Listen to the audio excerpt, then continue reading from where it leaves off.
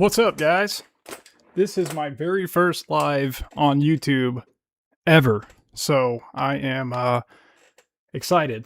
I spent quite a bit of time today trying to mess around, for lack of a better term, with OBS, and man, there's a lot of work that goes into the streaming stuff, I have to admit. So anyway, I just wanted to say thank you first and foremost for honestly giving me the privilege to have 1,000 subscribers on YouTube. That is just amazing, and I really appreciate everybody who's contributed to that. It's just an incredible milestone to have reached, honestly, and I'm really excited for what we turn this channel into. You know, like I've said, hopefully a positive community, you know, dedicated to loving Pokemon. That's what it's all about, and having fun. So what I thought I would do is just chill out and just kind of see who shows up to this, hang out with you guys, do some chatting, and mess around with some shiny hunting in Scarlet. So Scarlet is my game of choice when it comes to Gen 9. I love it.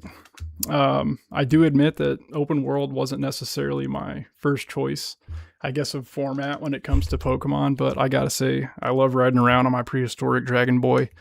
It is pretty fun and very satisfying. So I don't know if you guys have a preference where we begin with this, as far as what we're going to shiny hunt first. I could have swore I saw a Dino earlier over here somewhere. I want to say that these outbreaks reset at a certain time. It may have just reset. Let me see here. Go ahead and get my gameplay pulled up here. Legend Killer, I appreciate you. Thank you very much. Appreciate you guys. You guys are the best. Even those that disagree with me on my hot takes recently. Honestly, it doesn't bother me one bit. I'm used to being disagreed with. Just ask my wife about that. And, you know, it's not a big deal. We can disagree and still have fun. Okay, let's see here. I could have swore I saw Dino over here. Let me just fly fast travel really quick and see if that makes any difference. I know Dino actually just had a community day fairly recently in Go. So maybe that wouldn't be the preference for you guys. Still haven't played Scarlet or Violet yet, but I want to. It's pretty awesome, man. It's like, I'm assuming you're a man, I guess. If you're not, I apologize. I call everybody man. I probably call my wife man, actually. Hopefully she doesn't take offense to that. It's ingrained in my brain to call everybody man. Anyway, it's awesome. I love Scarlet and Violet. I think I mentioned in a comment recently that as far as like that childlike feeling that you get, you know, for playing a Pokemon game for the first time, this one did it for me, dude. It was just like, I remember going to, GameStop, and I got the double pack and like lined up early and everything and just had a blast. I drove a little too fast all the way home. I think I may have mentioned this in a video as well, but I got home and I was just like, okay, here we go. And it was just the closest thing for me to recapturing that feeling of playing like Blue or Silver for the first time. And it was incredible. So let's see what we got here that we can hunt. I also don't have that much Herba Mystica. I don't know if you guys are familiar, but Herba Mystica is basically like the currency for shiny hunting. There's Snorunt. That's not a bad one to hunt. Blissey. Now that's an interesting one. We could try for Blissey. Yeah, let's go for Blissey. I feel like that would be a really fun one to do. Although it's fully evolved. That's okay. How do you guys feel about Blissey? Cute Shaman says, you seem like a very anti-emulator sort of guy. Am I right? Kinda. I wouldn't say I'm anti-emulator necessarily. I mean, especially given how expensive, you know, legitimate cartridges and that sort of thing are, or DS cards. I mean, good grief. It was so funny. Legend Killer's actually a dude. That's good. So, I actually got... Well, my wife actually got me, I think it might have been for my birthday, and actually today's my wife's birthday, as a matter of fact. But anyway, I was hinting very heavily to her that I wanted a legit cartridge of Fire Red and or Emerald. And lo and behold, she got it for me, and it was ridiculous, man. It was like $200, I think, for each of those. Actually, Emerald, I take that back. She got me Fire Red, I guess just online somewhere, and then there was a local kind of, I don't know what you call those stores. It wasn't, it's a smaller one. I think it's called Vintage Stock.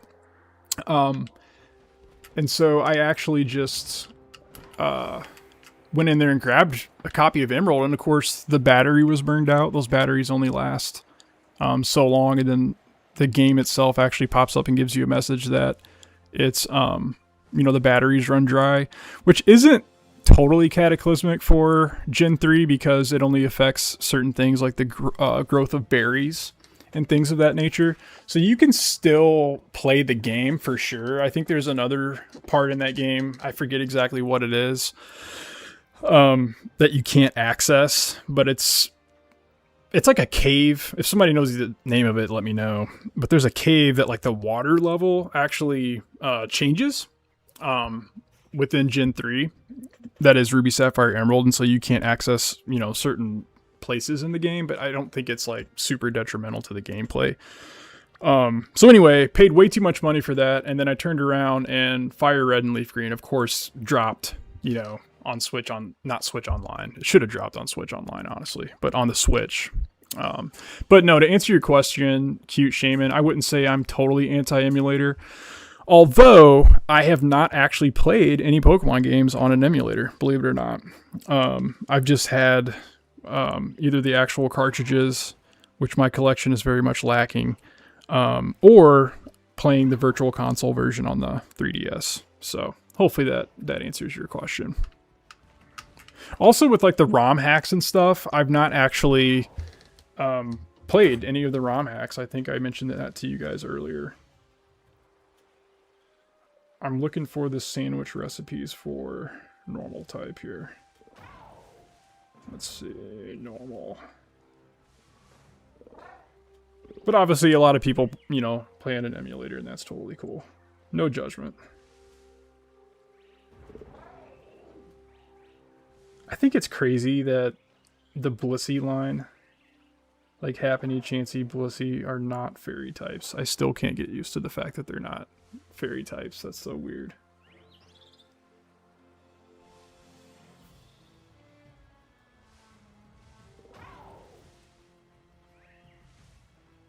Where's the normal recipe?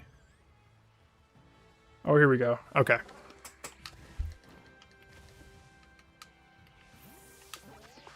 So I don't know if you guys are familiar, but when it comes to Gen 9, Scarlet and Violet, oh, I can't make a picnic here because of the slope. Well, excuse me. Now I run into a Floette, of course. Sandwiches with my level 100 Arceus. Sandwiches are the way to go for shiny hunting. In my opinion, it's not only probably the best shiny hunting method in Pokemon ever, it's another Floette. It's also my personal favorite. It's just a lot of fun. And you use specific ingredients when you're doing a picnic. Specifically the Herba Mystica. That is it's kind of like an herb or a spice, or I guess an herb, hence Herba Mystica. But those play a certain role in the story. I won't really give away spoilers for those who haven't played it yet, but that's kind of the hard to come by drops to actually make what they call the sparkling sandwich recipes. So you got to use those to make your sparkling power sandwiches, and that's basically how you can get crazy spawn rates. And on the Switch 2, it's ridiculous. Like, the spawn rates are unbelievable. I remember they were doing like a Porygon 2, I think, event not too long ago, which may have been the last time that I actually did an awful lot of shiny hunting on Gen 9. But it was unbelievable. I mean, I was having like 4 or 5 shinies on screen at once. It was absurd. So, if I get a Switch 2, am I able to still get Scarlet or Violet? Yeah, absolutely. So, yeah, Legend Killer, to answer that question, yeah, Switch 2's definitely backwards compatible with Scarlet and Violet. You can get it just like you would any other game. And it runs much, much, much better, as a matter of fact, on the Switch too. Like, to the point, like I just mentioned, like the spawns are like probably doubled or tripled. I know there's a lot of other, you know, Pokemon folks on YouTube that have talked about that. But just the sheer number of spawns that pop up makes shiny hunting like absolutely ridiculous. So, awaiting the day that I catch my first ever shiny. Yeah. It's a trip. I love shiny hunting. I don't know, man, if it's like the autism or the ADHD or what, but shiny hunting is kind of my thing. I think that's part of the reason that I love Go so much, is the shiny hunting is just really satisfying in those games. I mean, first of all, because like on a community day, I don't know what the exact numbers, I want to say it's like 1 in 20 or something ridiculous like that. So that's actually how I first started playing Go. I'm looking for a fried fillet here. There it is. Salty Herba Mystica. Any Herba Mystica. I don't even know if I have Salty Herba Mystica. I probably should have prepared for this a little bit better. You know what? We're just going to shiny hunt without that and just see what happens. Given that there is an outbreak here. Is that an outbreak though? Or is that just showing that Blissey spawns there, now that I think about it? No, you know what? I'm totally wrong. That's totally my bad. So that's just showing like what Pokemon spawn there. Let's go for the Snorunt. Let's go for Snorunt. What was I saying? Oh yeah, so Pokemon Go, it's like unbelievable. Like the base shiny odds are ridiculous as it is, but then on a community day, it's just like totally absurd. And so I first started playing Go because I was just trying to build up my collection at home, right? My shiny decks, and I'm like, man, I can really put away the shinies in Go. So I'm like, I'm just gonna get out there and see what I can find, and next thing I know, I'm hooked on it. So, but I've met a lot of really cool people while playing Go, and it's been really good for me, honestly. The last, gosh, I think over a year now that I've been playing Go. Regularly with like other people. I played it for a couple years, probably since like, I don't know, 2023 or something like that. Just kind of solo, because you can do the Meltan, what is that, the mystery box, if you connect to Pokemon Home. And so that's pretty cool. I think that's back when I was first starting to play. Basically, if you connect Pokemon Home to Go, then you can get a Meltan to spawn for you. So basically, shiny hunting in Scarlet and Violet, what you're going to want to do is just knock these guys out. And I don't want to do that. I want to do the auto battling. How do I get... There we go.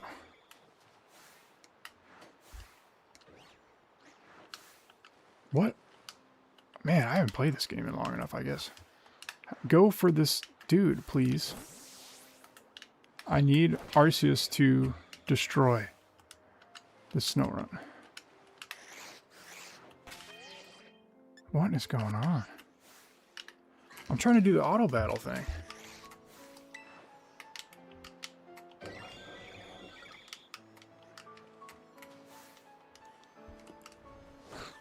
There we go. Okay, it's R. Golly.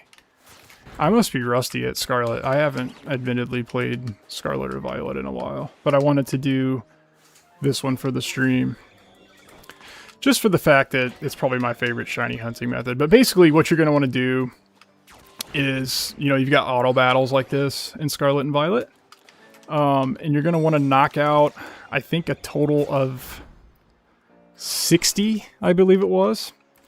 And halfway through, you're going to get a pop-up on your screen that lets you know that you've defeated, I guess it was it's either 25 or 30, if I remember correctly. Once you do that, and you knock out 60 of these guys in an outbreak, which, you know, is designated on our map here by the little... I don't know, like if you guys have played Legends Arceus, it's similar to that setup where you've got the little wild Pokemon symbol flashing there to show it's an outbreak. So you're going to have a lot of these spawning. And once you knock out those 60, you're going to have increased shiny odds for that outbreak, which is pretty cool. And when you pair that, you know, with Herba Mystica, you know, to make a shiny sandwich or a sparkling power sandwich, it's absurd the amount of shinies that you can get. And regrettably, I don't have a whole lot of Herba Mystica at the moment because I've been lazing on these games. But it's still pretty decent odds. I would be so hyped if we could actually get a shiny. Okay. And every so often they do special events. Like I said, I haven't played Scarlet and Violet in a hot minute. Just with like Legends ZA coming out and Pokopia. I fell down the rabbit hole and everything with Pokopia, which I still have not completed for whatever reason. I think I've gotten all but maybe 3 or 4 of the Pokedex in Pokopia. Now there's like a DLC coming out, so I'm feeling kind of overwhelmed. I don't know if anybody relates to that, like too much to do with Pokemon all at once. Well, that's definitely me at a certain point. Okay, see the message there? The number of Snorunt are going down. That means we're halfway through. So we want to go again until we see that message for the second time. And then just to be safe, I'll probably knock out another 5 or 10. This is just hilarious, Arceus just murking these poor things. I guess this is like... Why is Arceus floating? I guess Arceus can fly. I guess that makes sense. But yeah, I've got Arceus decked out with like electric stuff. Because there was, I don't know, every once in a while they do the Terror Raid events on here. And Arceus is one of the best attackers, for sure, for Terror Raids. Because, like, you know, with like Terrestrialization, the whole concept is basically, you know, Pokemon can become any type, depending on their Terra type, right? And so, Arceus obviously is... Arceus is not wanting to come out of its ball. There we go. Arceus is great because you can swap its type out, so it's very versatile for Terra Raid battles. Because you might have, you know, let's say like a water type that is, you know, let's say a ground Terra type. And so you try to bring out an electric type against it, and it's going to hit you with like Earth Power or Earthquake or something and just take you out in one hit. So, you know, for that reason, I think Terrestrialization has made Pokemon a little bit spicier in some ways, a little more fun. Because when something, you know, can be essentially any type, it adds really just that extra layer of strategy to it. So I've enjoyed the Terra Raids. That's actually where you can farm your Herba Mystica and a lot of other stuff. There's like ability patches that you can get, XP candy. And that was another one of the things, like if you haven't played Scarlet and Violet and, you know, you're curious about Gen 9, they made competitive really as accessible as they ever have. Just for the fact that you can farm all of these difficult items like ability patches, ability capsules, so you can switch to a Pokemon's hidden ability, or, you know, one of its 2 regular abilities. If you wanted to, you can, you know, buy all of your vitamins, your protein, your, you know, iron, calcium, carbos, and all that. And then you can come across, you know, your bottle caps fairly easily as well, which makes, you know, setting up a Pokemon for competitive as easy as it's ever been, essentially. So, which I guess is a good thing. I don't know. Like, you guys probably know this about me at this point, but I'm pretty old school. I'm just like, man, back in the day when I'm wearing my thumbs out on the DS or, you know, Game Boy, whatever. Okay, so the number of Snorunt in the outbreak is definitely getting lower. So we probably just need to knock out maybe like 10 more. And that's 2, 3,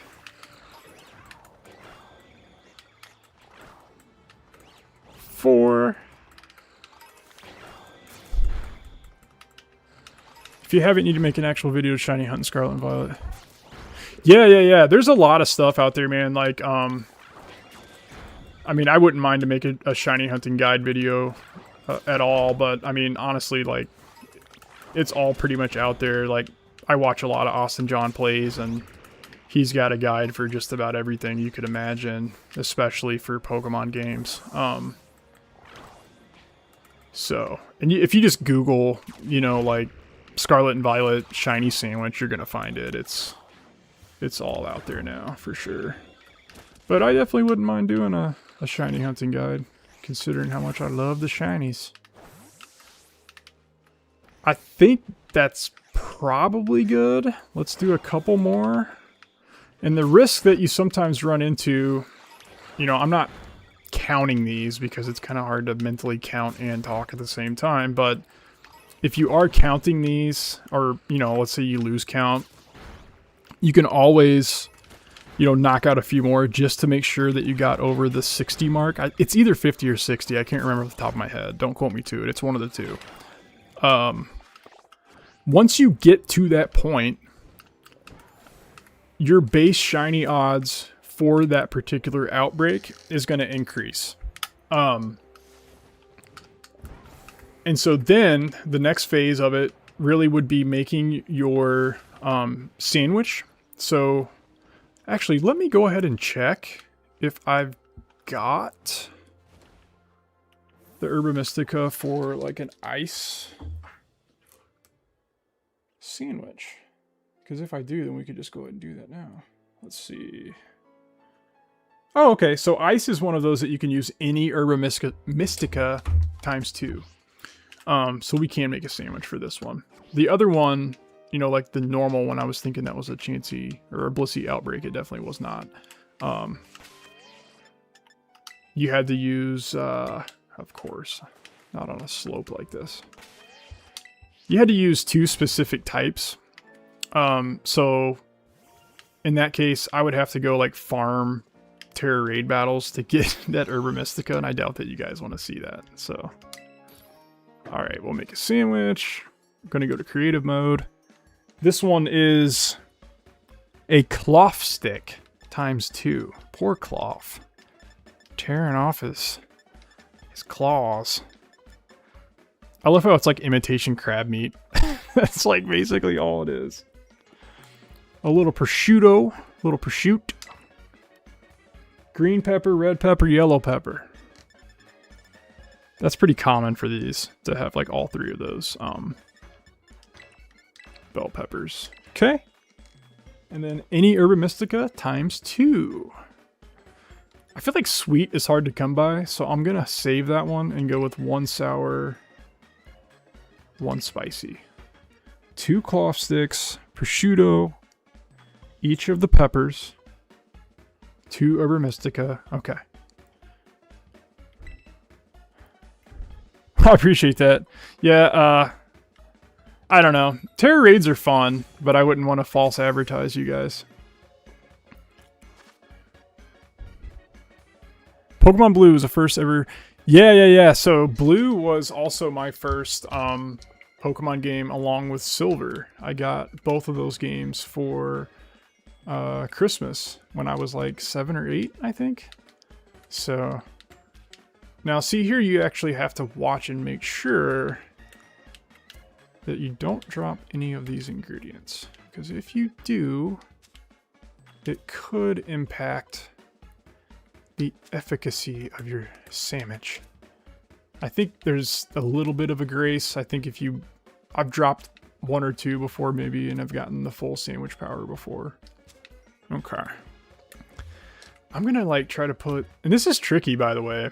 Sometimes if you, like, for instance, like this particular recipe, if I had 2 salty Herba Mystica, I could have used that and then just the cloth stick, like 1 or 1 set of them, and then I wouldn't have to pile all this up like this, and it gets kind of tricky. It's like Jenga, right? But yeah, Blue was my first game. Well, I say that. I got Blue and Silver at the same time. I'm not exactly sure which I played first. I want to say I actually played silver first. See, that fell off. That's not good. Okay. Don't fall off there, imitation crab, please. I gotta get some people some shinies or there's gonna be an angry mob coming for me. Okay, what's nice about this? Top of the bread, don't need it. Just throw it right off of there. Stick your little pick in there. There you go.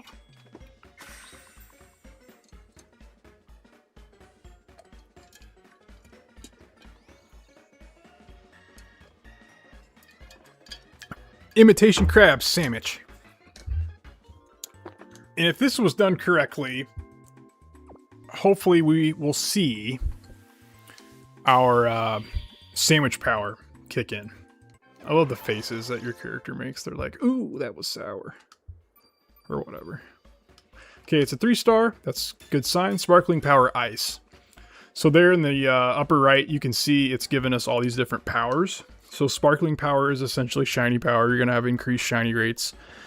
Title power is Pokemon that can have special titles. So like, I'm trying to think of an example.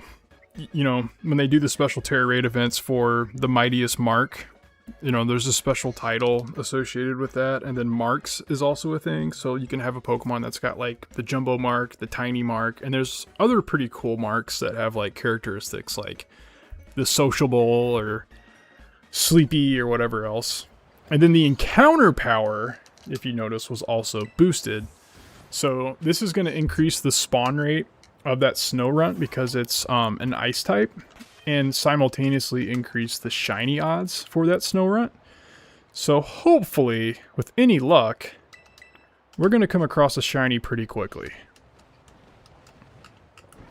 Now, the caveat to this is you've got 30 minutes, right? So what I should have actually done is set down a save, a hard save, turn off autosave, you know, and actually do an actual manual save. And that way, if I don't come across a shiny within those 30 minutes before my power runs out, I can just, you know, soft reset and try it again. But now the trick is really just to spawn in and out those Pokemon to reset those spawns. So we're just going to fly in circles on our prehistoric motorcycle dragon, man. That's kind of the name of the game. And we're going to let these bad boys spawn in. The other thing about Scarlet and Violet, this is important, and I definitely should mention this when it comes to shiny hunting, is you're not going to get the animation or the shiny sound that you got in like Legends Arceus, right? So now I need to remember what the heck a shiny Snorunt even looks like. That would be helpful. Shiny Snorunt. What does shiny Snorunt look like? Because you're going to want to look for it. And it's a great way to hurt your eyes. Especially if you're getting old like me. Let's see. Where does Snorunt at? There he is. I'm sure I've caught one before. So we'll just see. Oh, that's going to be super easy. He's blue. He's going to stand out like a frostbitten thumb.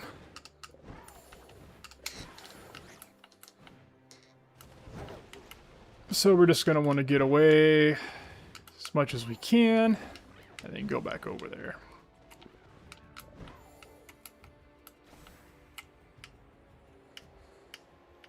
We want shinies. Yeah, don't bring out the torches and the pitchforks, man. If I don't catch a shiny. There we go. There we are. Shiny, my boy. There he is. First shiny, Snorunt. That's how it's done. So, that's what I'm trying to tell you guys. Like, shiny hunting is redonkulous in Scarlet and Violet, okay? Ridiculous. Do you guys mind quick balls? I mean, I'm assuming, like, Legend Killer, you're gonna beat everybody to the punch on this one. So, If you got a preference for a ball, let me know. I've got quite a few here. I should have got out my catcher. Yeah, I can catch it now, for sure. Yeah. I just want to make sure that, you know, I don't think it's got any like self-harming moves or anything, so we should be safe. I probably should have switched into my Gallade. Alright, let's do it. Let's go with just a quick ball. Some people hate quick balls. I'm like, dude, they're effective. Gotcha. Alright.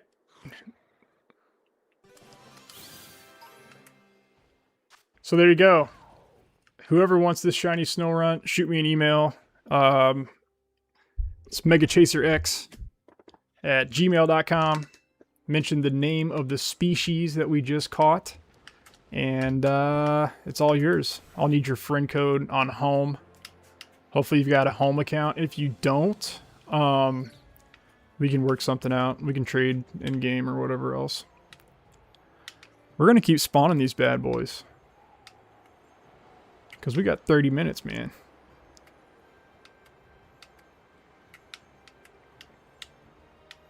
Actually, was that Snorunt male or a female?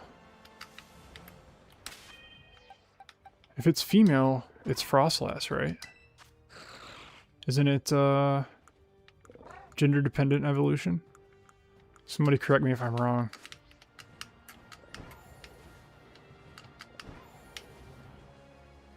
We're watching for blue, little blue frozen fellas. Hang on, where's the outbreak at? Oh, right there. Okay. Yeah, and you'll want to make sure, you know, that you're near that outbreak. Because if you're not, and you're just encountering like other, you know, stray spawns outside of that outbreak area, your shiny rates won't be positively impacted by your sparkle power and so on. So, is Pokemon Home for Gens 8 and 9? Yes. So, Pokemon Home is a Switch app, and it's also mobile. And so, I believe trading for Home is exclusive to mobile. So, you know, iOS, Android, whatever. And then there's the Switch version of it as well, and it works for, let's see. Let's Go Pikachu and Eevee, Sword and Shield, Scarlet and Violet, Legends Arceus, Brilliant Diamond, Shining Pearl, and now Legends ZA. I think that's everything. So basically all the Switch games. And then what's cool as well is you can take your, if you have Pokemon Bank for your 3DS, you can transfer from Bank to Home. So it's pretty cool. There are some caveats though, like I know, like for example with ZA, you can't actually, make sure I get this right. I think once you've put a Pokemon into ZA, you can't take it back out or something like that. There's a stipulation with some games like that. I think Let's Go maybe has some similar kind of restrictions where once you take them out of that game or move them into a game, you know, you're limited in what you can do with them after that point, which is kind of a bummer. But for, you know, like, it seems like Brilliant Diamond, Shining Pearl, Sword and Shield, Scarlet and Violet, you can swap them around all day long. By the way, if I miss a shiny, please let me know, because that would be embarrassing. I've seen other people do that where they're like, you know, doing something like this and there's like a shiny in the background and the chat's going crazy. Hopefully that's not the case here. We'll see.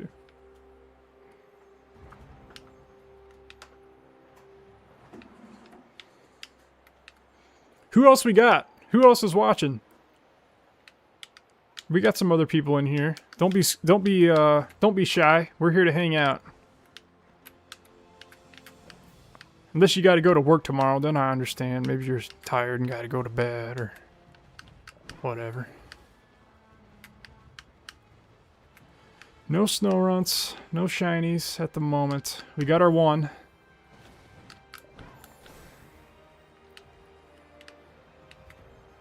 Legend Killer says, I could be wrong, but I think it said bank on my 2DS. No longer exists, so I'd have to double check to be sure. Yeah, so bank, if you've had it before, you're not going to lose it. I don't know what this item is here. Like, basically, if you've downloaded it and... Ooh, XP Candy Large, that's not bad. If you've downloaded it before, basically, you're grandfathered in. Like, if it's on your DS as downloaded software... It's not going anywhere as far as the application itself, and they still haven't closed the server for Pokemon Bank. So you should be good if you've ever downloaded it before, but you can no longer, like, let's say, you know, you buy a 3DS or a 2DS, whatever, off of somebody, and it doesn't have Bank, you can no longer access the eShop, which really sucks. So you can't get it unless you've already had it previously when it was available, if that makes sense. I don't see any shiny snow runts. How much more time we got on this? 20 minutes. Oh, we're good. We got 20 minutes.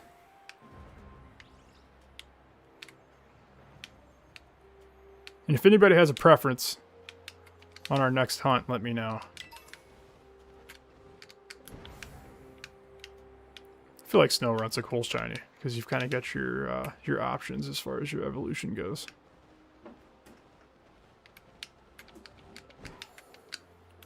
Yeah, eShop couldn't access. Yeah, it's a bummer. One of the things, man, that like really ticked me off when I realized it is Ash Greninja. So it's Greninja with the Battle Bond ability, which I guess is like based on Ash's Greninja from the anime. You can only get that from the demo of Pokemon Sun. Not Moon, I think, but Sun. And it has to be the demo that you could download from the eShop back in the day when Gen 7 was releasing.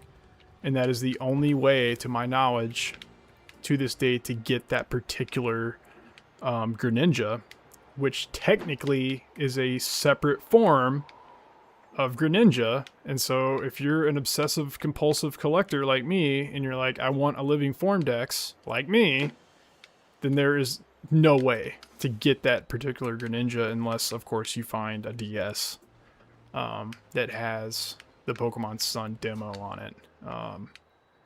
That's one of those things that, like, it's just like, dude, yeah, I want to collect them all, I want to catch them all, but that's a lot of dedication, man. Like, I'm not sure I want to go yard sailing for 6 months of my life to try to find a freaking DS with a demo on it, you know? So that'd be kind of like buying a plane ticket to go to Egypt or something to get, you know, a Sigilif or whatever. Oh, ran into a Citadel. Whoopsie. To get, you know, like the region exclusive Pokemon and Go. Like, I know of people who have done that. They're like, yeah, I want this Furfrou trim. I'm going, you know, to this place to get it because I want it to be mine. And it's like, wow. Thankfully, during Go Tour Kalos for Go, they actually basically released all of the Furfrou trims, I think, for the first time, which was nice. I think each account could pick one of the trims, and then you could trade with, you know, people. So that was cool. I think I've got just about all of them on Go now, which is probably a good thing because I don't know if anybody's noticed, but if you get on the GTS, the Global Trade Service, on Pokemon Home, it's got a Furfrou problem. I'll just put it that way. It's an epidemic, man. It's like, it's been that way for like, it seems like 5 or 6 years. Like anytime you get on the Global Trade Service, there is a ridiculous amount of people asking for Furfrou. and they're like, yeah, I want, you know, a shiny Palkia. It's like, no. And it's just because those trims were so sought after that they have been like a plague, like a rash, a really bad rash on GTS for a long time. So I'm hoping that that event this year in Pokemon Go will kind of cut down on some of the fur scalping going on the GTS. So that is so crazy. We got a shiny that quick, and now it's like nothing. And the snowstorm is not helping. Hey, you know what though? I got my shiny. I kept my promise. I called this stream, you know, a shiny hunt stream, and there is at least one shiny. So that's bare minimum, folks. But you know what? They got the job done. So, you can't say that I shortchanged you or that I false advertise. You know what I mean? But it's not over yet. We'll do at least one more sandwich cycle after this one for sure.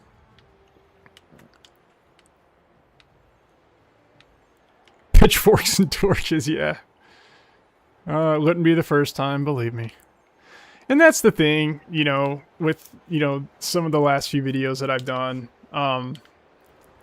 You know, people did leave some rather unkind comments. And it's like, man, at this point, like, I've been through stuff in my life that I may or may not ever talk about, you know, here. That, if that's the worst that YouTube can do to me, I ain't all that worried about it, you know what I mean?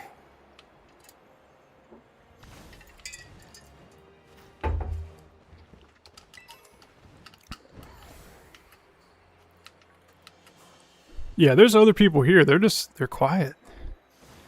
Very quiet. That's okay. I'm not going to force anybody to chat if they don't want to.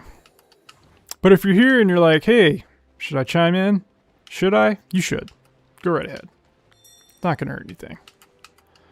Your input, questions are welcome. I appreciate that. Yeah. You know, the irony is, like, I'm not necessarily, I wouldn't consider myself a positive person. I mean, I think people that have known me at any, you know, in-depth level probably consider me a pessimist. I consider myself a realist, and you know, I'm very logical, you know, and I think that's just part of how my brain's wired. And I just don't get me wrong, there's a lot of things that people have said to me, you know, throughout the course of my life that have stuck with me that really hurt, and, you know, words can really hurt, absolutely. But, you know, when it comes to, like, somebody on the internet that's, you know, got a mean thing to say, I'm like, it really does not bother me. Like, I went into the last 3 videos knowing that I was going to get that. And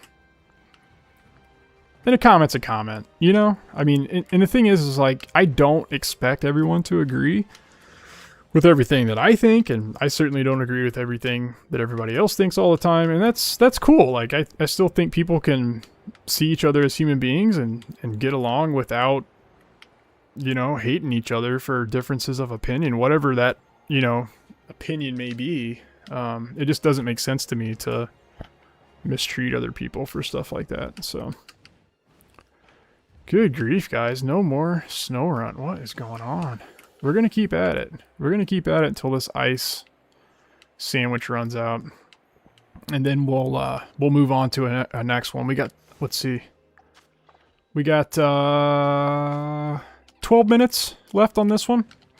So we'll let this one run out, and then we'll move on to the next one. I'm not seeing any others, unless I've missed some. Where the shinies at? Oh, there's kind of some down this side of the hill here that are spawning in too. Don't see any.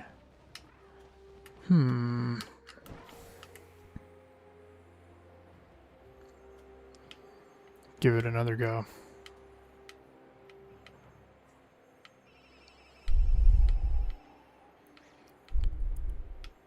Well, that means a lot. That means a lot.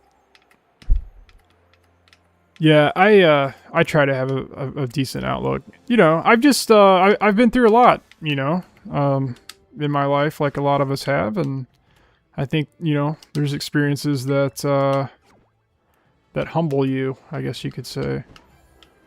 Um, we've been through it, you know, the last couple of years. My family, not to turn this into a pity party or make it all about me, but you know, my son, was diagnosed with, you know, autism spectrum disorder back in, I don't know, I think it was when he was maybe 3 or 4. And, you know, initially I was like, what the heck is that? Like, I literally knew absolutely nothing about it. But we just noticed all of these, you know, difficulties with his behavior, and we were, you know, close to getting kicked out of daycares and all these sorts of things. And it was really, really stressful, you know, trying to work and hold down a full-time job with all that stuff going on. And, well, I very quickly got an education, I think, is maybe one way to put it. Just for the fact that it wasn't but a couple years later that I ended up with the same diagnosis myself. And it explained quite a bit about my life. I'll put it that way. There was so many things that I had experienced, you know, since grade school, basically, that I had never had an explanation for until that moment. And what was really strange about it is I wasn't looking for that diagnosis. Again, I knew almost nothing about it at all. So it wasn't one of these, like, I watched a TikTok and now, you know, I'm autistic. It was like, you know, I remember having so many false opinions and misperceptions myself about what autism is and what neurodivergence is and ADHD and all those things. But I had just gone to the doctor just for a, you know, regular kind of checkup, and he was like, hey, how are things going? You know, how are you doing? And I said, well, pretty good, but I'm just having a hard time managing, you know, everything in my life. I'm having a really difficult time managing, you know, stress, and particularly just all of the information that I have to keep in my brain at once, you know. I worked, you know, in communications, kind of journalism, writing, marketing, you know, for more than 10 years, in the public sector. And it got to the point, you know, trying to manage, you know, a career, you know, at that level, on top of, you know, everything that comes with having a family, mowing the grass and changing diapers, and, you know, making sure they're getting enough sleep and you're getting enough sleep, and just everything, right? I mean, anybody who's, you know, has kids knows exactly what I'm talking about. It's just a lot. And so, you know, basically, as a lot of autistic, you know, creators on YouTube, you know, rightly put it, you know, the demands of life exceed your capacity. And so it may not be until, you know, you're 30 years old that all of these, you know, signs start to manifest. And that's exactly what happened to me. And so I had mentioned that to my doctor, and he's like, well, you know, what's some of your stressors? And I said, well, you know, our son, he's got this going on and so on. And he kind of looked at me and he was like, have you ever been evaluated for any of that? And I was like, no, why? And he's like, I think you should. And I'm like, okay. And next thing I know, here I am. And it's been quite the journey. Quite the journey. I'm grateful for it. You know, it's taught me a lot about myself, and it's given me, I think, a lot more compassion for people. Just, I don't know, man. Just the fact that, like, you never know what someone's going through, even people that are mean to you or whoever. Like, you don't know what kind of personal struggles that they have and what kind of burdens they carry behind the scenes. And so it's just like, man, at the end of the day, I hope when I'm gone that at the very least, people will be able to look back and be like, he didn't contribute to the problem. You know what I mean? Like, he actually treated people with respect. And I've failed in that many, many times in my life, of course, like we all have. But ultimately, I try to kind of have that humility of like, you don't know what people are going through. So anyway, there's a little bit about my life story. No more snow run. I don't know what is going on, guys. We're going to keep going. We got 6 more minutes on this sandwich, dadgummit, so we're going to keep going.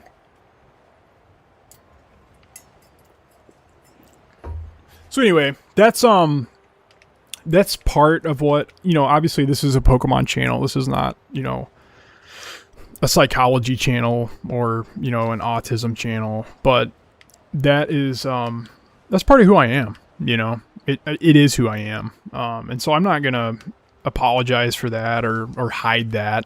You know, it affects everything about me, including my love for Pokemon. I think it has very much to do with why I'm so fascinated with Pokemon and have been since I was 8 years old. So I'm not going to shy away, you know, from talking about that. But I also don't want to make it the sole focus of the channel, obviously, because there's plenty of other resources out there for that kind of thing. But with that said, it's not something I'm ashamed of, and nor is it anything that anyone should be ashamed of, and I want to be as authentic as I can, and I'm kind of a weird dude, so that's what we're working with here. Where are these shinies at? Where they at? I'm glad we got the one. We got the one little blue fella. And there are no more to be found. That's the thing about shinies, man. That's the thing about probability, you know? Just because it's a 1 in, you know, to use an example, just because a coin flip is a 50-50 chance, which actually it's not technically. I think, you know, depending on the coin, it could be like 50.001%. But anyway, assuming it's a 50-50 chance, that doesn't mean that it's going to land on every other side. You know, on an alternating side of the coin every time you flip it. You could flip a coin 3 times and get heads every time. That's probability. It's just on average, it's a 50-50 shot. And the same is true of shiny hunting. Let's be honest, it's essentially gambling. I shied away from that for a long time. I'm like, I don't have a shiny hunting problem. I enjoy it. It's like, no, I can't stop.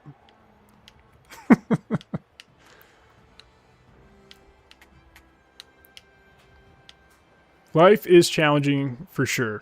I can agree with that. Yeah, no need to be sorry. It's all good. I consider myself very fortunate to have had the experiences that I've had, because that's what shapes us, right? Now, had I been run over by a bus or something, I mean, maybe, but you know, these are personal growth kind of things that we all go through. Painful at the time, but there's benefit on the other side of it. Kind of like exercise, you know. Might feel like you're dying 1 minute, but then next time you go to exercise, a little bit stronger, whatever. I think the same is true to an extent, you know, for our emotional stamina. To an extent.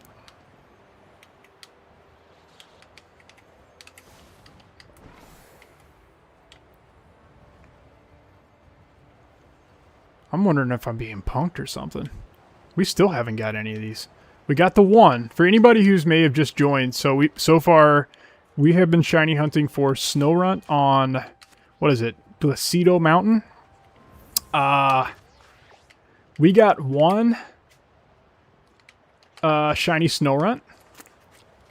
And since then, like right at the beginning, I mean, I don't know, it was maybe 10 minutes into the stream, we got one shiny Snorunt.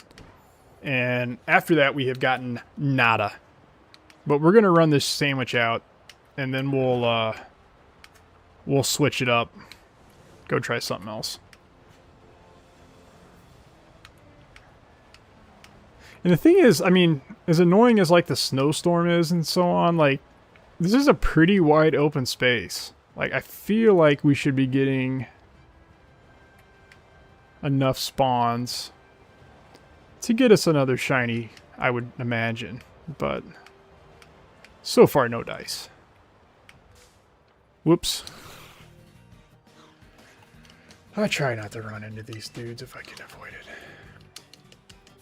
Poor Snowrunt. He's just shivering all the time. I've always felt kind of sorry for Snowrunt. He just looks so miserable. But presumably he's up here because he likes it. But I just think it's funny how they're just always like... You can't help but just feel a little pity for him. Alright. One more pass.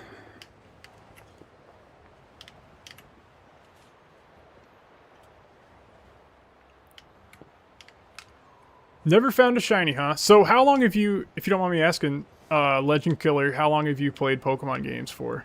You mentioned that Blue was your first game. I think you may have mentioned this to me before in a comment. Because honestly, like, if you haven't played the more modern games, like, not having found a shiny totally makes sense. Because I may have shared this, I think I did, in a video. I can't remember which video, but, like, I've played, you know, since Gen 1. Well, really, I guess, since shortly after Gen 2 came out. I started with Gen 1 and 2.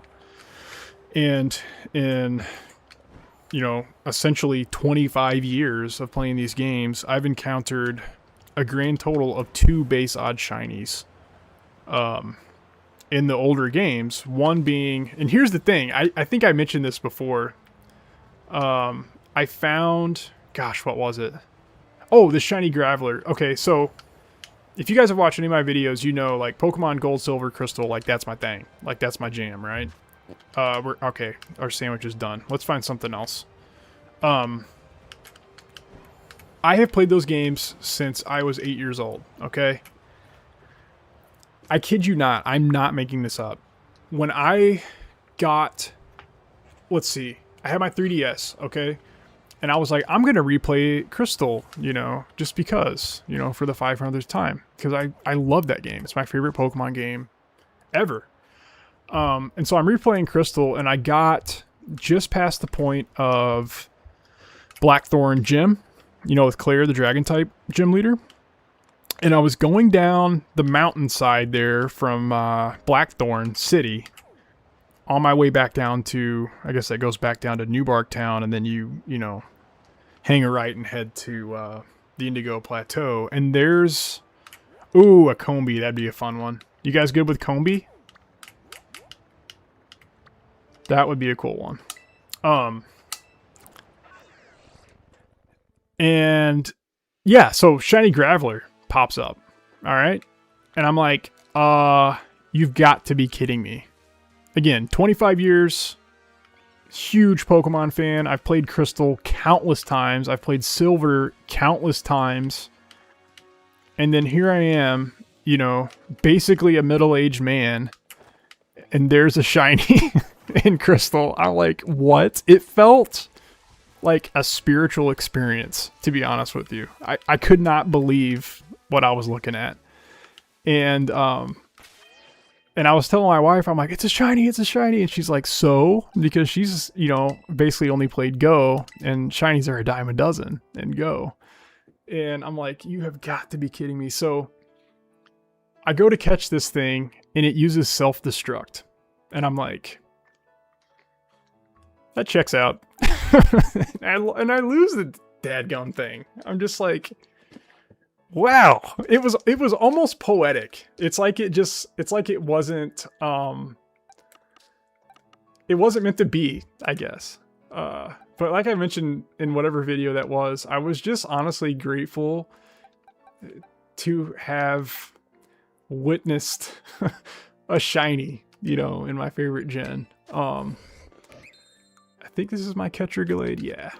And so then I was playing Emerald, the copy that I bought for entirely too much money that I mentioned earlier. And I get all the way to Victory Road, and wouldn't you know it, there's a shiny Hariyama.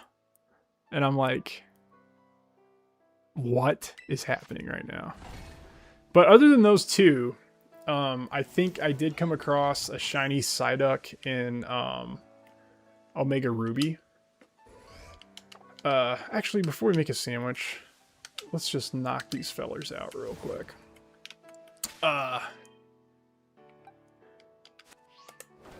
But, you know, I think with Omega Ruby Alpha Sapphire, I don't believe the shiny rates were quite as low as that 8,000 some odd base odd rate. There's 1, 2. I probably had the shiny charm at that point in Omega Ruby, but that was still pretty cool. 3. Ah, dang it. There's a female Combi though. Could evolve it into a Vespi if we wanted to. I think that's 4. 5. 6. Vespiquen kind of freaks me out. I'm not gonna lie. Does Vespiquen freak anybody else out? I don't know what it is. I seriously, it's like, what was that, 6? It was like, I don't know, man. It's like uncanny or something. There's something about it. It just, the way it kind of like hunched over, you know? And it's kind of got that like, ugh. I don't know what it is about Vespiquen. It just creeps me out. Alright. I already lost count. Who am I kidding? We're just going to wait for the pop-up to let us know that we're halfway. And then all the way. Currently shiny hunting Combi. If you've just joined, we have gotten 1 shiny Snorunt thus far, which is up for grabs to the first person to shoot me an email, megachaserx@gmail.com. Send me name of the species, which I just mentioned, along with your friend code for Pokemon Home, and it's all yours. I'll set up a trade at some point. I'll reach out to you, and you can send me a level 1 Rattata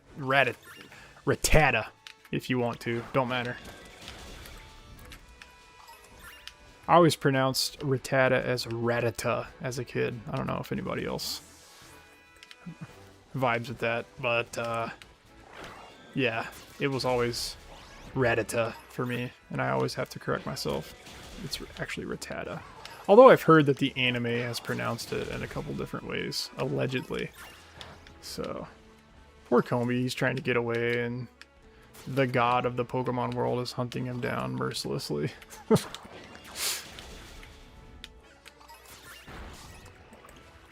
I'll tell you what, Combi is a pain in the you-know-what to catch and go. I don't understand it. I guess because it was so difficult to get in Diamond and Pearl, maybe? Yeah, I imagine we'll be around. We'll be here 20, 30 minutes from now, most likely.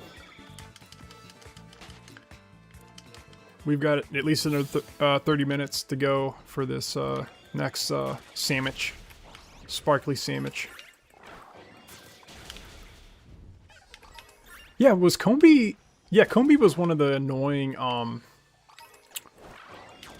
honey tree spawns, wasn't it? In Diamond and Pearl, if I remember correctly. I think.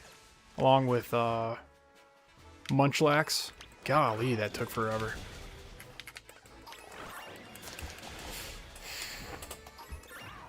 Yeah, that was... Munchlax was like for real, extremely difficult to get in Diamond Pearl. And probably Platinum, unless they... I've actually never played Platinum, believe it or not. I played Diamond when Gen 4 first came out. And it was a pain. Just brutal to try to encounter one. Because you had to, I think there was only a certain set number of the honey trees that you put the honey on the actual tree, and then you basically have to fly around the map, you know. And I think it was time gated in some certain way. I don't remember exactly, but I just remember it was a pain in the you know what to try to even come close to encountering a Munchlax back in the day, which of course Munchlax was new in Gen 4. So there was our first pop-up. I think we're halfway through these Combees, and again, we're knocking out half of these bad boys. And then the second half, when we get our second pop-up, to increase our shiny rates for the little honeycomb feller. There's Vespiquen. Yeesh. You see, it's just, I don't know what it is about it. It's just something about it just gives me the creepies. Vespiquen. Dadgummit.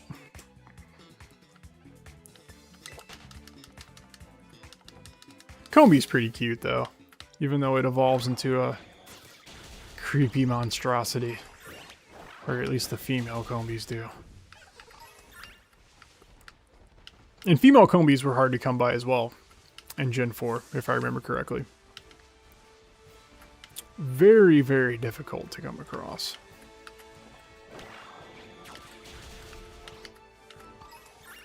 That was the first pop-up, wasn't it? I hope it was. Hopefully I'm paying enough attention. I hope.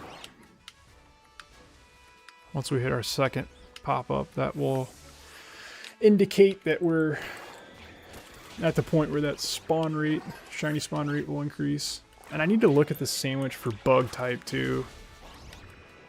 Hopefully I'm able to make a sandwich for that. I'm running very low on Herba Mystica. I had this idea to do this stream just to kind of say thanks and give back to y'all in some small way.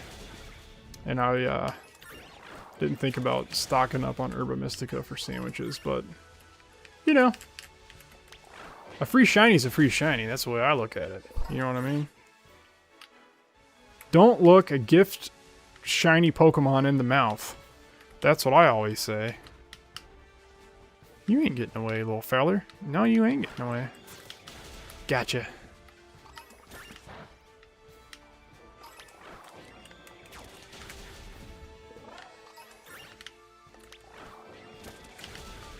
Alright. Any day now we should be getting to our count of Combee to have reached our increased shiny rates. Surely. Okay. Now, of course, with the DLC for Scarlet and Violet, you can also... Okay, there's our second pop-up. Alright. I'm going to do a few more just to be on the safe side, and then we'll pop our sandwich and start hunting for these bad boys. You can go to Kitakami, which was the Teal Mask DLC, and then you can go to the Terrarium, or the Blueberry Academy, and the Indigo Disc DLC, which I quite enjoyed. The Terrarium's really cool. I love the music in the Terrarium. It's just got that, I don't know what it is. And it plays some of the, like, remixes of Black and White. Like the battle theme, like when you encounter a wild Pokemon there. Because apparently the Terrarium / Blueberry Academy is in Unova. But it's in Scarlet and Violet, so you travel there. Oh, Arena Trap Diglett. You gotta be kidding me. Yeah. Okay, so funny story related to Arena Trap and Diglett. So, one of you guys recommended Fire Red for my first Nuzlocke, right? A couple weeks ago. I was like, oh, okay. Yeah, I'll start it. Let me tell y'all about how this Nuzlocke is going, alright? This is sad. Now, keep in mind, I am a grown man. I have played these games since I was 8 years old, alright? You would think, at this point, I'd be able to navigate my way through Kanto without being an absolute miserable failure, right? Here's the thing. I go in, what did I do? I caught, well, first of all, there's different layers to the Nuzlocke failure, okay? I haven't wiped yet. I'll preface what I'm about to say. I have not wiped yet. I've come close. I'm hanging in there. I just got to Fuchsia City, all right? But I'm like, oh, I need a Magikarp because I didn't buy the Magikarp, you know, in the Pokemon Center before Mount Moon. I'm like, I'm not wasting my money on a Magikarp, right? That should be plenty, by the way. So I think in Vermilion City, I'm like, I'm going to pop my rod in the water right off the pier, and I'm going to get me a Magikarp because Gyarados, of course, right? And then I'm going to sweep the rest of this game with Gyarados. I don't know if y'all have any inkling as to why that was faulty thinking. But there was a thing in the Pokemon games, if you recall. I need to look at my bug sandwiches here. Hang on. Called the physical special split, right? What the physical special split did, and I'm sure y'all know this, being the Pokemon fans that you are, is rather than moves being determined, you know, if they're physical or special on the basis of their type. So in other words, like electric or psychic would be special attack. It would use the special attack stat, right? Fighting would use the physical stat, regardless of the move. You know, every fighting move would be physical, every fire move would be special, and so on. So in Gen 3, that was prior to the physical special split. And yeah, Gyarados is not very good until after the physical special split. Okay, so I need potato salad, 2 potato salad, prosciutto. So anyway, I got this Magikarp. I wasted, I don't know, like 2 hours of my life leveling this stupid fish up. And I got it to, I don't know, like level 15 or something like that. And then I'm like, oh, well, I should, and this is like ADHD brain stuff, right? And I'm like, okay, I should probably go get a Diglett from Diglett's Cave and use it against Lieutenant Surge, right? So I go and get me a Diglett, and Arena Trap's a thing. Arena Trap means that you cannot run from that battle, and you cannot switch your Pokemon out. And considering the fact that I was just grinding away with this Magikarp to level it up into a Gyarados that I thought was going to be amazing, but it wasn't, because Gyarados sucks prior to Gen 4 because of the physical special split, I send out a freaking level 13, 14, 15 Magikarp, and guess what move it had? Splash. My Magikarp's dead. So I had to sit there and watch this pitiful little fish get massacred by a mole. And I'm just like, this is, I am embarrassed for myself at this point. This is sad. And I forgot that abilities were even a thing. Because I'm like, I don't know. Like, of course I know. Ruby, Sapphire, Emerald, there's abilities. They added them in Gen 3. Fire Red, Leaf Green, those are Gen 3 games. The Pokemon have abilities, even though it's Kanto. I'm like, what were you thinking, man?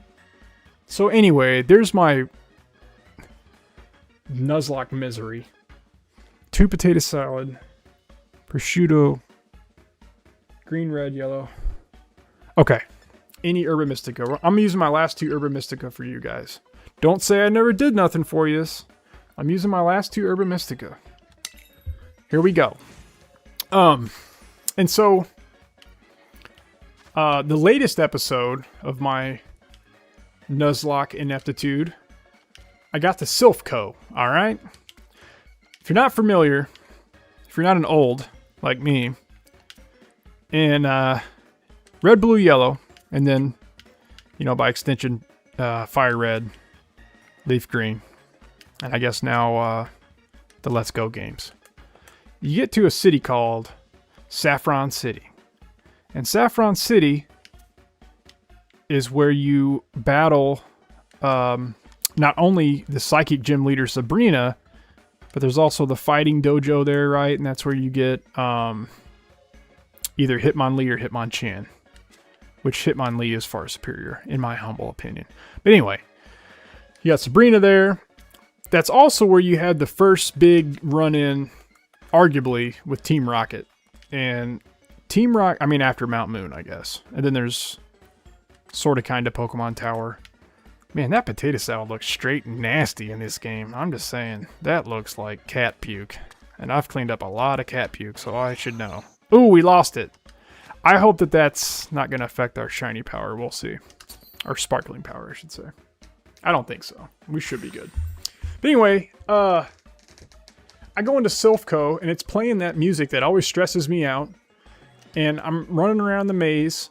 I'm not really looking up guides because I think, oh, you know, I'm in my 30s. I can navigate Silphco like the Pokemon Pro that I am. And unfortunately, that was not the case because I ran into 3 or 4 different Rocket Grunts. Yeah, there we go. Sweet. Sparkling Power, Bug, Tidal Power, Bug, Catching Power, Bug. We're good. I run into these dadgum Rocket Grunts that are using, you know, coughing, wheezing. They're using self-destruct on me, man. And I'm just gonna, I'll put it this way. I lost my Charizard, my starter, that I had just evolved at that point. And this was like yesterday, by the way. Like yesterday or 2 days ago. I lost my Hypno that I had just taught Psychic to. And before that, I think I've lost like a Primeape. Just really good Pokemon that I spent a ton of time leveling up. Actually, I need to remind myself of what shiny Combee looks like so I don't goof this up. I think it's just a kind of a darker yellow / orange. But I lose, you know, these prize Pokemon that I had. Yeah, it's like an orange. And I'm like, this is brutal. Like, I went into it, and apparently, like, Fire Red and Leaf Green are some of the easiest games to Nuzlocke, but apparently not for me, because I'm losing Pokemon left and right. So now I'm down to, like, the Lapras that you get from Silphco, and a Fearow, which, I'm not going to lie, Fearow is, like, legit in Gen 1. Especially by the time you get Drill Peck. I mean, that's like an 80 power move. That is no joke, man. So, I'm hanging in there, if only by a little bit. And I'm just hoping that, you know, Lapras, as tanky as it is with Ice Beam, that's going to be able to hopefully take care of Lance's team fairly quickly. But we'll see if I even get that far, because at this point it has been a series of bad decisions. I can say that much. I'm not seeing any shinies among these fellers. No shinies thus far. At least I don't think so. That's the tricky part, as I mentioned earlier in the stream. Unfortunately, as awesome as Scarlet and Violet shiny hunting is, you don't have the widely beloved shiny sounds or animation to clue you in, and boy howdy will it hurt your eyes. Don't believe any of these are shiny. I don't believe any of these. Don't think so, at least. Man, this is rough. Maybe Combee was a bad choice. Golly, they look similar. Okay, let's respawn these fellers. So anyway, that's my first Nuzlocke that I've ever attempted, and thus far it started out really good. I mean, I was like grinding, you know, I'd lose like a quarter of my HP and I'd run to the Pokemon Center and heal them up because I don't want to, you know, lose my team, whatever. And then Silphco. That was the turning point for me for whatever reason. Oh, and actually, I think not only like the Rocket Grunts using self-destruct is what dealt me a major blow. It was also Giovanni's Rhyhorn, which is embarrassing because it has Rock Blast. And that's what my Charizard lost his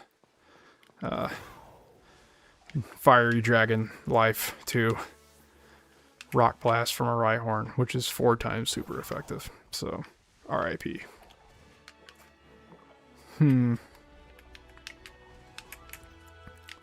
No. Once again, if you guys are just joining, this is just a little hangout shiny hunt stream to say thanks for 1K subscribers.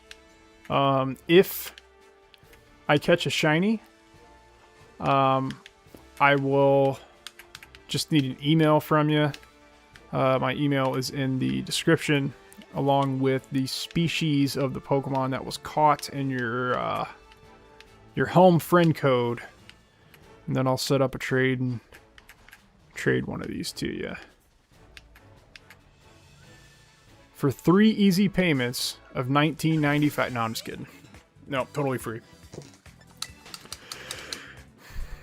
I mean, I guess the only cost is like the level 2 Pidgey or whatever that you want to trade for it.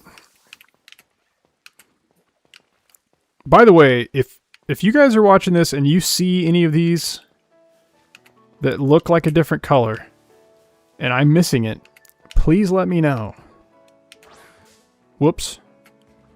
Because my eyesight is certainly not the best.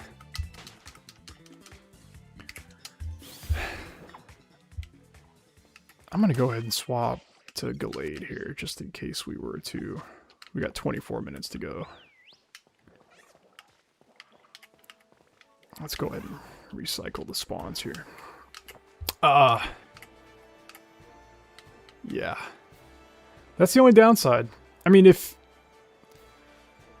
Scarlet and Violet had the shiny sound and the shiny animation, it would be the most OP game to shiny hunt in, bar none. I mean, it would put it over the top, for sure. Every time I see that truck, I think of the truck from Red, Blue, Yellow that the Mew was supposedly under. I don't know why. He kind of looks like it.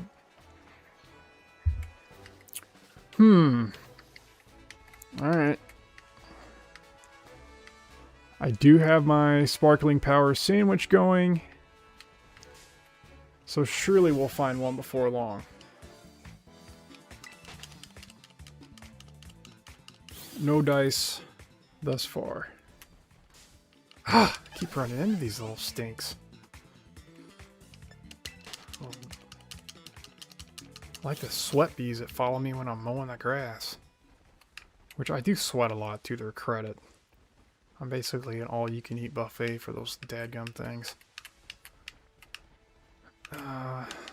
Dang it! These are eager little fellas. They just want to come home with me, I guess. Not unless you're a different color. Not unless you're the right color.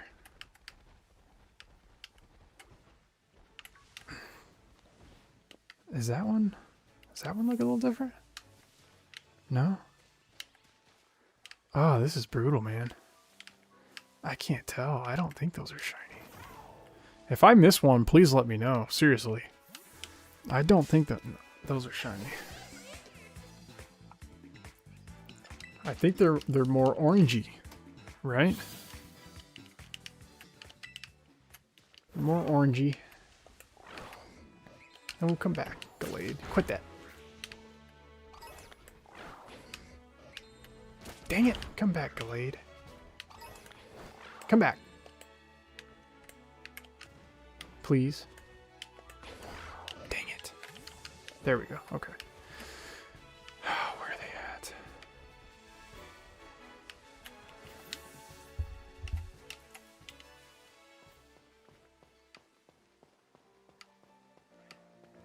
I am looking so intently to find a shiny Combi.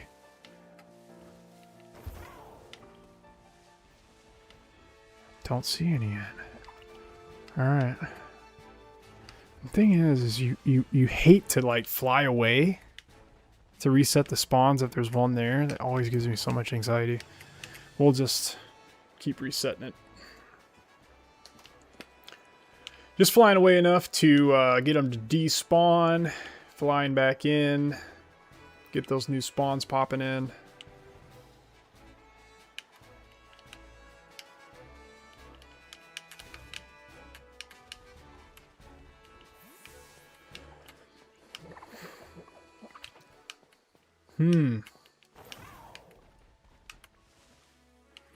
Nothing yet.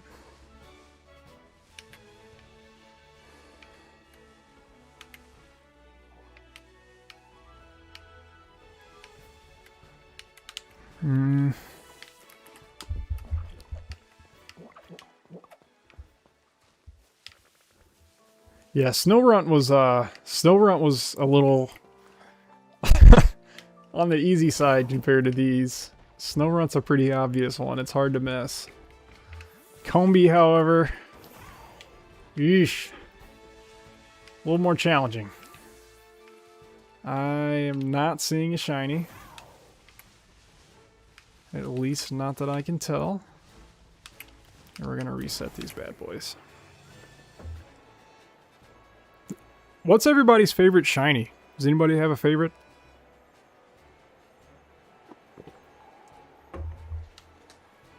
I know shiny Solgaleo just dropped in Go. I guess it was, I don't know, like last week or something like that. That's a cool shiny. Like the really bright red.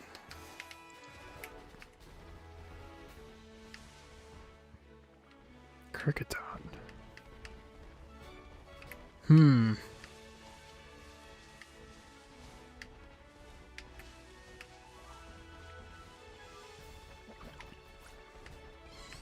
Nothing.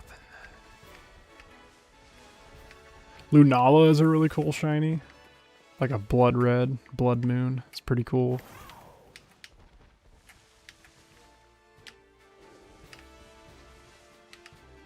I feel like I've gotten so many shiny Hoppips from these games too. They're all green. Which is kind of cool.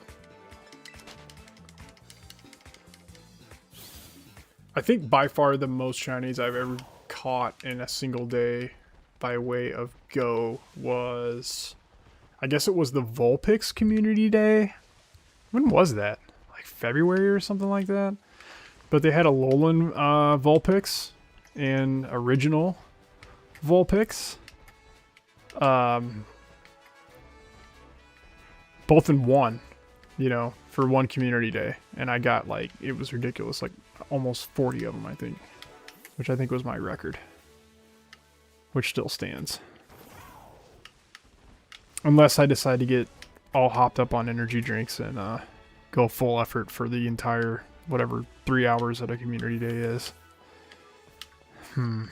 I drink way too much caffeine as it is. I think that's part of my problem. I just can't kick the habit, you know what I mean?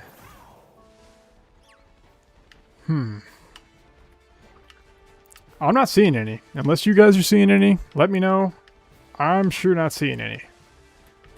So I'm gonna reset these again. Man, I hope we can get a Combi here.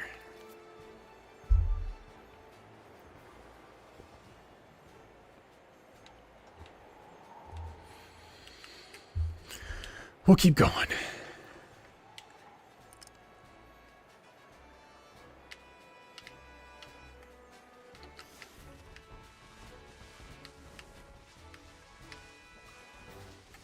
How much time we got?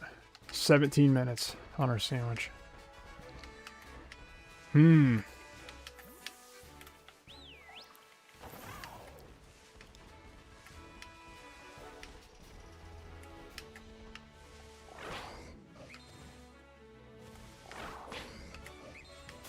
Oh, something else that's cool is if you want to test if one's a shiny or not, you can send, you know, your Pokemon out to do the auto battle feature, and they will not knock out a shiny, which is kind of nice.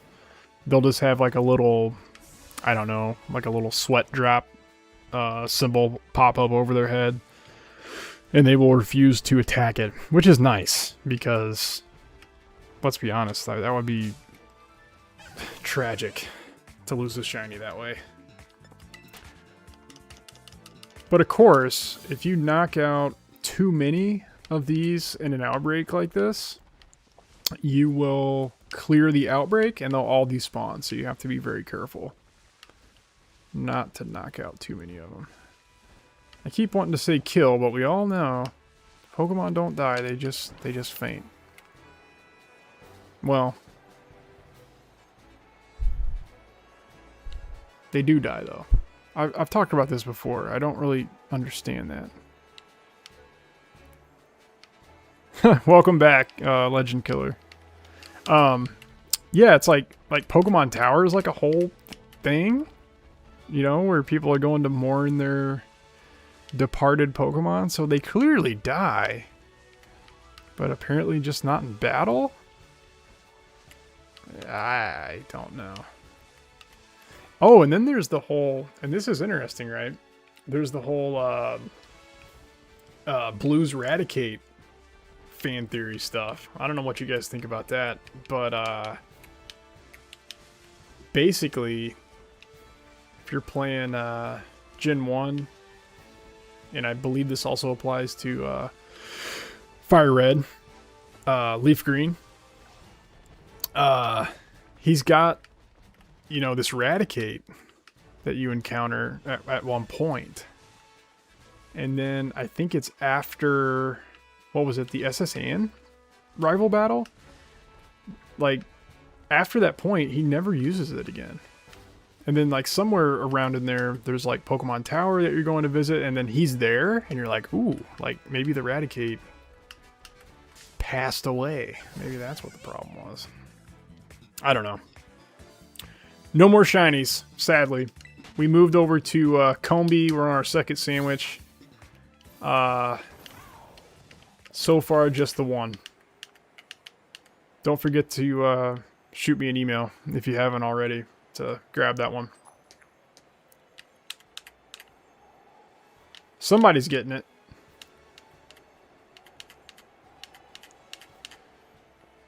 Trying for Combi. Combi's a tricky one, just for the fact that it's like an orange. Yeah, you battle as Eradicated SSN and then never see it again. That's exactly right.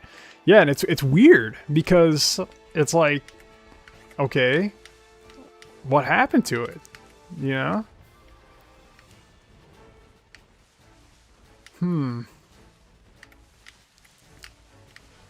Yeah, and then I think when you run into him again, you're at Pokemon Tower, and there he is. It's just, I don't know, kind of interesting. Makes you think. That's the kind of stuff I just love about these games. Just weird little factoids like that that kind of get you thinking. It's just so much fun.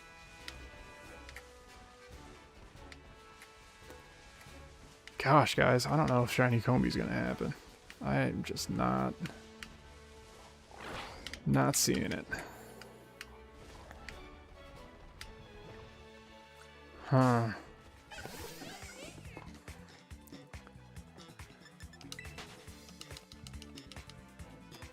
Let's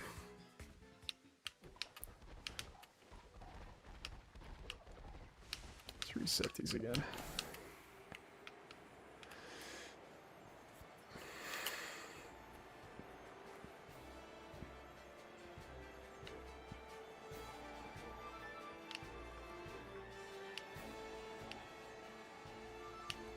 Man, this game runs so much better on the Switch too. So much better.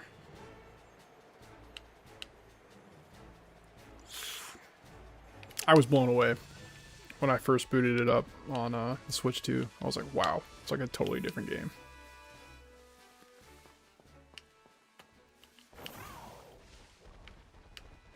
Not seeing any there.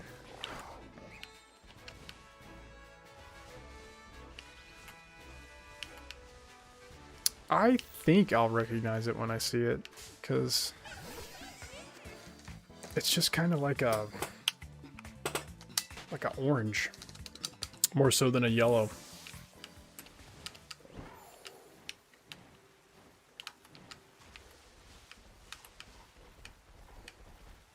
I'm not seeing any. If I miss any of these, I'm gonna be horrified, but I don't think I'm missing any. Ew! You dadgum electric sheep. Get out of my way. I actually love Mary. I love that whole line. Ampharos is like one of my favorites.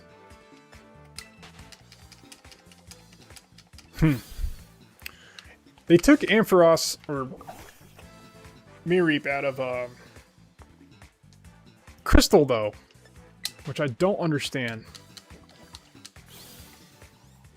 Kind of ruined my whole team. I'm in Gen 2. But I think they brought it back in Soul Silver, Heart Gold, Soul Silver, I think.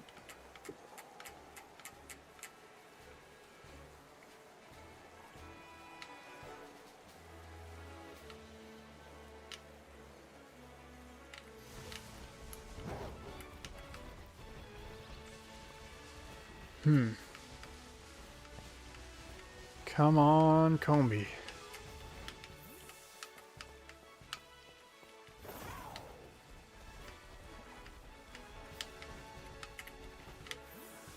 No. No.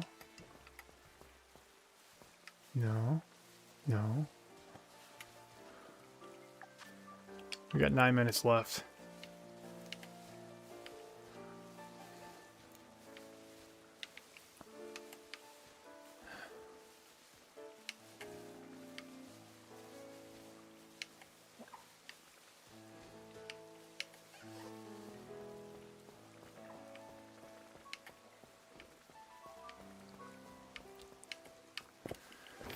Alright. Shiny Combi is like an orange. It's more of an orange.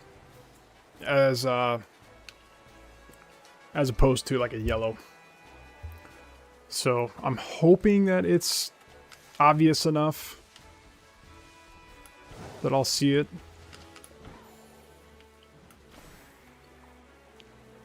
So far, I really don't think I've seen one.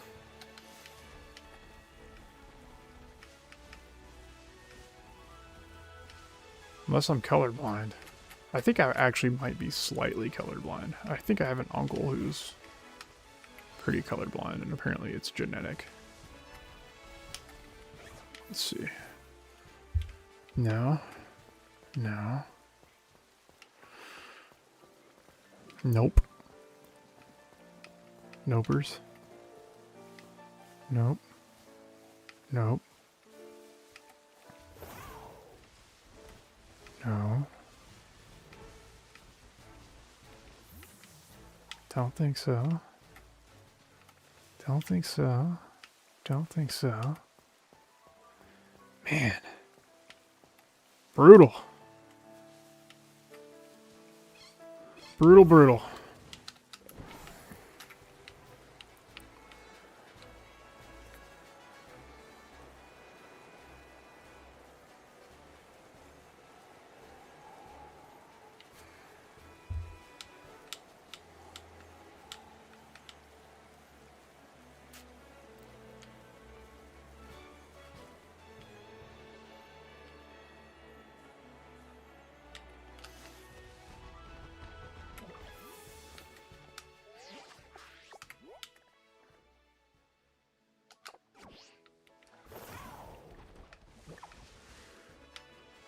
Nope.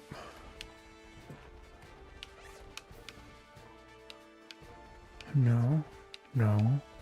No.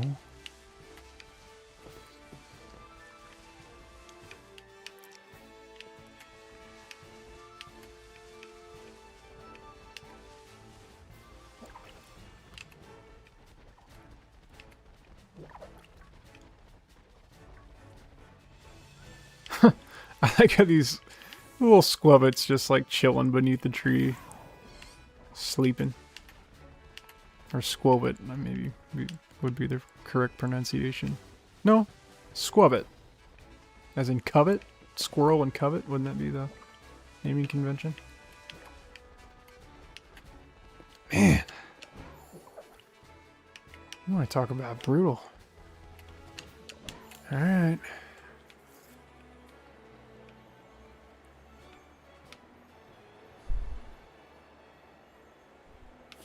We're going to keep going. At least until the sandwich runs out.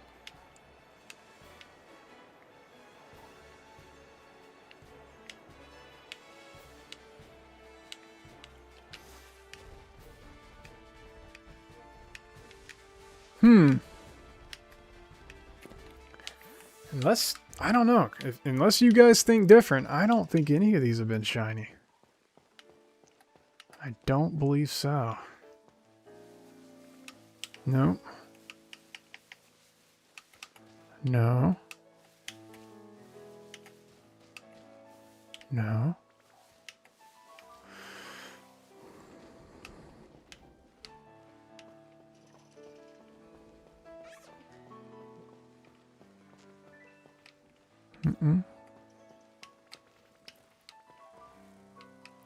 I mean, am I going crazy? I don't think those are shiny. Let's just make sure. I don't think so.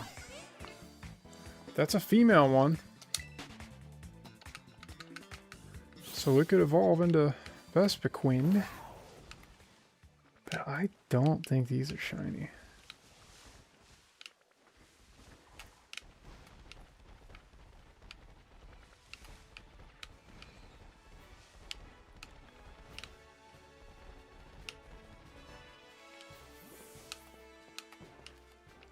So an olive, a honeycomb bee, and a squirrel walk into a bar. I don't know what the rest of the joke would be. But that's kind of funny. Seeing those three amigos all lined up.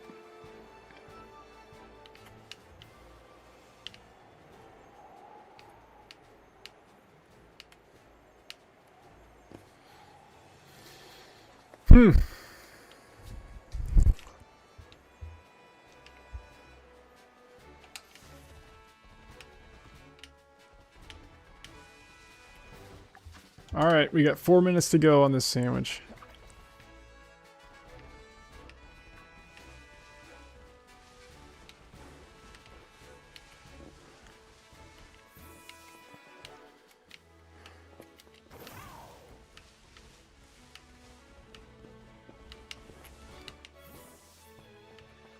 That is crazy. I mean, it's very, honestly, like, it's very seldom that I don't get at least one from this method. Oh, yeah, I said an olive, a squirrel, and a honeycomb bee walk into a bar, because there was a comb bee, a squovit, or, yeah, squovit, and smoliv, all standing there together, which I thought was kind of funny.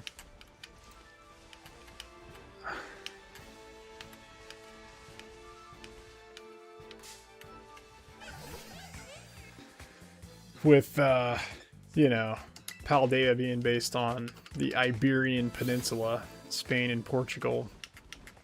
You know, hence the olives. Kind of cool. I guess that's what I meant, you know, in like the last video about like Pokemon designs being more thematic. I don't know, it just seems as if some of the Pokemon have been more based on like concepts from the real world. There's a shiny right there. There it is. There it is. There it is. Oh my gosh, guys. Finally. Oh my goodness gracious. Shiny Combi. We were down to the wire. Oh man. All right. Unfortunately, it's a male, but you know what? A shiny's a shiny. I'm not going to discriminate against these shiny. I mean, a shiny's a shiny, man. But anyway, Shiny, what's up, Star Spark? Good to see you here hanging out with us. Let's see, what ball do we want to use? But no, like, you know what? Let's use a fastball. Let's use a fastball. You know, like, Shiny's a shiny. Kanto, you know, I'm trying to think if there's any, like, I know Kanto was based on, like, the actual, you know, Kanto part of Japan. But I don't know that there's any Pokemon that, like, coordinate with that thematically, if that makes sense. Unless you count, like, it's a nice orange Combi, that's right. Unless you count, like, Muck, you know, Grimer and Muck. We've got 50 seconds left on this sandwich. So yeah, now I'm confident that we didn't miss any, because that orange stands out pretty nicely, fortunately. I don't know, but then, like, I'm trying to think of another example, like Kalos, like the Kalos games you had, you know, Furfrou, obviously a poodle, you know, which is associated with France. Bouffalant would be another one, you know, Unova, which is based on, you know, the United States or North America. Obviously being a buffalo, which were indigenous to, you know, the American plains. So I don't know. There may be examples from earlier games as well. I'm not sure. But I just think it's cool that there's a lot of examples of Pokemon in some of the more recent games that are thematic, I guess you could say, to the regions that they're based on. And I've always thought that was cool. Yeah, that was awesome. That was right down to the wire. Our sandwich has run out. So I'm pretty pleased that we've gotten 2 shinies here. So yeah, don't forget, first one to shoot me an email, just mention which shiny Pokemon it is that was captured, along with your friend code, and I will get with you to set up a trade, get you a free shiny. So just a way to give back to you guys. Honestly, like, it means a ton that you guys are hanging with me, you know, here on this channel and helping us build a community, you know, based around hopefully positivity and just nerding out over Pokemon. It truly means a lot. And so I really just wanted to do this to kind of say thanks and hang out with you guys and hear from you guys. And it was a lot of fun. So I really enjoyed it. Hope you guys did too. We're right at about 2 hours, so that's probably plenty. Plus it's a school night. Well, it's not a school night. It's the middle of the summertime, but you know what I mean. Maybe some of us that got to head to work in the morning, so I'll probably call it quits there. But don't forget, email. It's megachaserx@gmail.com. It should be in the description of the stream. If you send me that email, friend code, name of the Pokemon, shiny is all yours. First come, first serve. Just a little way to say thanks and hopefully give back to you guys, because you guys have given a bunch to me. It has sincerely, truly meant a lot to see all of the positive comments that you guys have, you know, had. And even the ones that don't agree. I mean, even the ones that disagree with, you know, maybe some of my hot takes from time to time. Like, that is totally cool. Like, I want, you know, this channel to be an open forum, you know, where we can hang out and have fun and be human beings and, you know, bond over a shared interest, which is Pokemon in this case. So really, really appreciate it. Yeah, Starspark, you are welcome. I loved your comment, and it articulated something that you know, I don't know that I could have articulated any better myself, so I appreciate it. Legend Killer's at work now. Don't get in trouble, man. Don't get in trouble. Yeah, for sure, man. I appreciate being able to talk to you two. You guys are awesome. Thanks again. We'll call it quits there, but, you know, hopefully we can do this again sometime. It was a lot of fun, and I really enjoyed hearing from you guys. So be on the lookout for future streams in the future. I'll try to give a little more notice in the future. I was a little bit crunched for time today and kind of did this one kind of impromptu, but I'm glad I did. So be sure to look for more streams in the future. And if you haven't, if you're watching and you haven't subscribed, go ahead and subscribe. You can always unsubscribe later, if you decide you don't like the cut of my jib or whatever, but appreciate your support as we keep building the community. So I'm going to call it quits there. Thanks again, guys. Really appreciate it. And I'll see you next time. Thanks a lot.